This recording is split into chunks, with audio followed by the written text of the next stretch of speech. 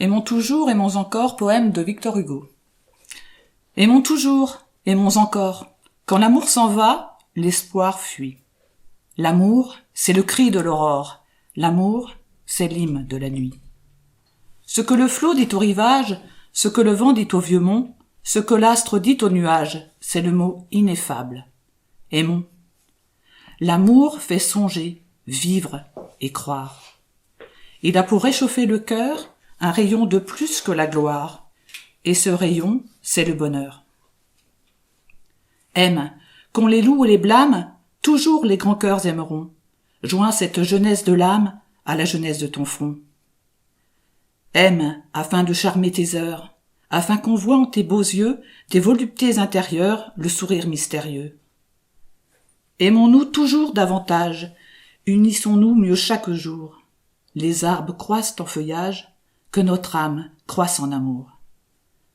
Soyons le miroir et l'image, soyons la fleur et le parfum, les amants qui seuls sous l'ombrage se sentent deux et ne sont qu'un. Les poètes cherchent les belles. La femme, ange aux chastes faveurs, aime à rafraîchir sous ses ailes ses grands fronts brûlants et rêveurs. Venez à nous, beauté touchante, viens à moi, toi, mon bien, ma loi.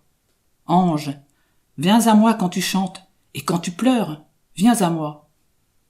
Nous seuls comprenons vos extases, car notre esprit n'est point moqueur, car les poètes sont les vases où les femmes versent leur cœur. Moi qui ne cherche dans ce monde que la seule réalité, moi qui laisse fuir comme l'onde tout ce qui n'est que vanité, je préfère au bien dont s'enivre l'orgueil du soldat ou du roi, l'ombre que tu fais sur mon livre, quand ton front se penche sur moi. Toute ambition allumée, dans notre esprit, brasier subtil, tombe en cendres ou vole en fumée, et l'on se dit « Qu'en reste-t-il » Tout plaisir, fleur à peine éclose, dans notre avril sombre et terni, ses feuilles et meurent, lisses, myrtes ou roses, et l'on se dit « C'est donc fini ?» L'amour seul reste. Ô noble femme, si tu veux dans ce vil séjour garder ta foi, garder ton âme, garder ton Dieu, garde l'amour.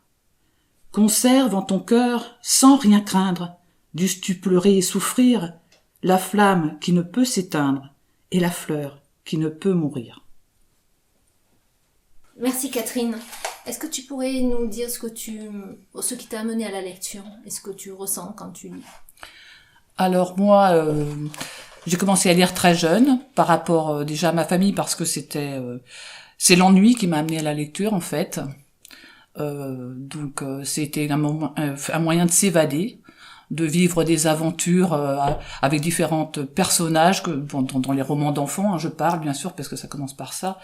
Et puis après, on se prend au jeu. Je pense que voilà, c'est un peu une passion et surtout un moyen pour moi de m'évader. Voilà. Merci.